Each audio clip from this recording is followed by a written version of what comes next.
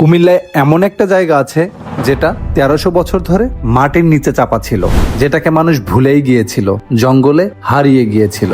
আর ১৮৭৫ সালে একটা রাস্তা বানাতে গিয়ে হঠাৎ বেরিয়ে পড়ে হাজার বছরের ইতিহাস।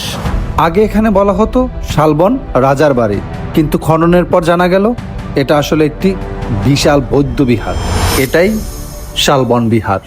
আজ আমরা জানবো এই বিহার কেন বিখ্যাত, কিছু পৌরাণিক ও লোককথা, কিছু ভৌতিক কথা ও মিথ, এবং কিছু অজানা কথা যা আগে কখনো শোনেননি। ভিডিওটি শেষ পর্যন্ত দেখার অনুরোধ রইল।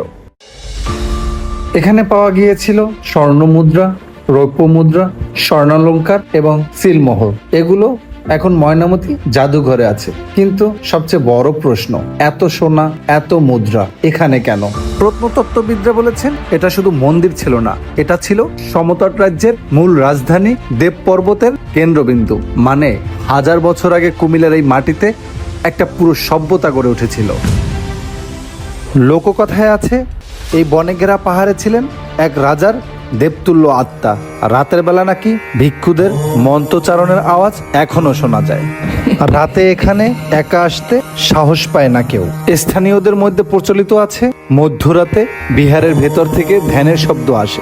কেউ কেউ দাবি করেছেন খালি করিডোরে পায়ের শব্দ শুনেছেন। এটা ভূত নাকি সত্যিকারের ঘটনা সেটা বিজ্ঞান বলবে। কিন্তু একটা কথা সত্যি, যে জায়গায় হাজার বছর ধরে প্রার্থনা করেছেন সেই জায়গার একটা শক্তি থাকে। সেটা অনুভব করতে হলে একবার এখানে আসতে হবে।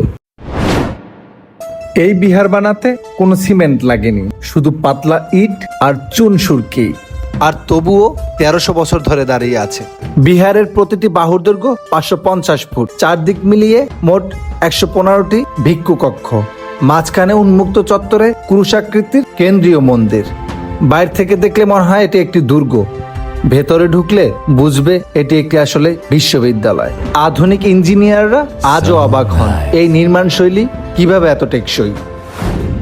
দ্বাদশ শতাব্দীতে এই বিহার হঠাৎ পরিত্যক্ত হয়ে যায়। কেন হয়েছিল আজও পুরোপুরি অস্পষ্ট। কেউ বলে হানাদার আক্রমণ, কেউ বলেন প্রাকৃতিক কারণ, কিন্তু উত্তর এখনো অজানা। এখানে পাওয়া তাম্রলিপিগুলোতে সমতট রাজ্যের রাজাদের নাম আছে, যা ইতিহাসের বইয়ে ছিলই না। শুধু খননের পর ইতিহাস পুনরায় লেখা হয়েছে। শালবন বিহার বাংলাদেশের অনেক বৌদ্ধ স্থানের মতো ব্যাপকভাবে লুটপাট হয়নি, তাই তুলনামূলকভাবে অনেক বেশি সংরক্ষিত। কুমিল্লা শহর থেকে মাত্র ৮ কিলোমিটার একটা জায়গা যেখানে হাজার বছরের ইতিহাস, রহস্য, বিজ্ঞান আর লোক